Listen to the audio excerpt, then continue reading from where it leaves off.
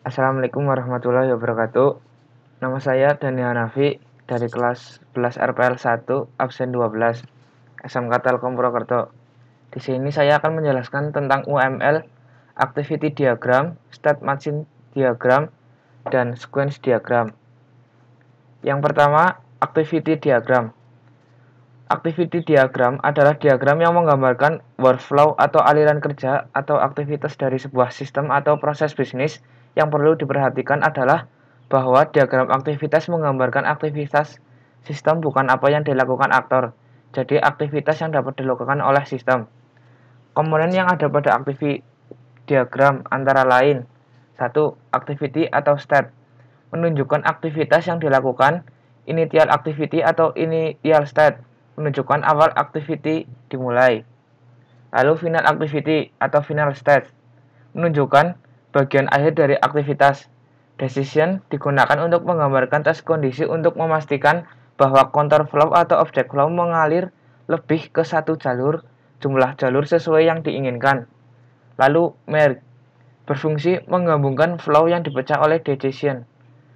4. Sinkronasi dibagi menjadi dua, yaitu fork dan join. Fork digunakan untuk memecah behavior menjadi activity atau action yang paralel, sedangkan join untuk menggabungkan kembali activity atau action paralel. Lalu swim lanes memecah activity diagram menjadi baris dan kolom untuk membagi tanggung jawab objek-objek yang melakukan aktivitas. Lalu transition menunjukkan aktivitas selanjutnya setelah aktivitas sebelumnya. Ini merupakan simbol atau notasi activity diagram. Yang pertama ada activity dengan gambar persegi panjang, lalu ada action, yang ketiga initial node, yang keempat activity final node, dan yang kelima decision, yang keenam line connector. Dan di sini ada keterangannya masing-masing setiap gambar dan namanya. Lalu fungsi dari activity diagram.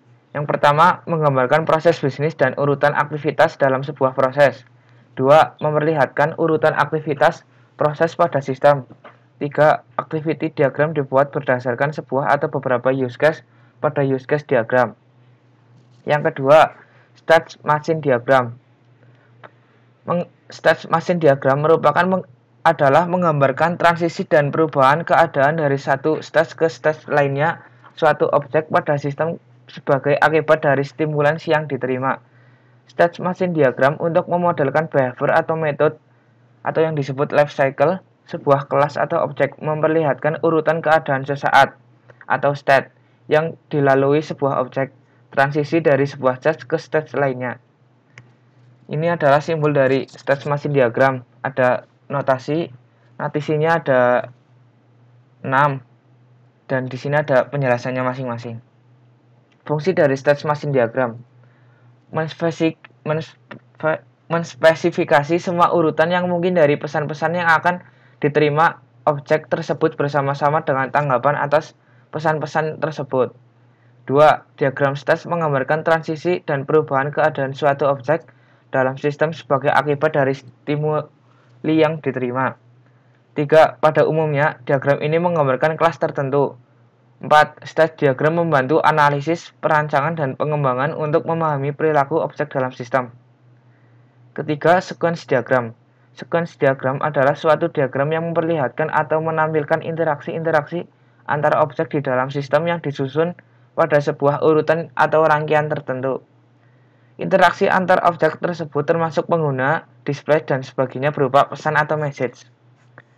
Simbol notasi sequence diagram ada 5.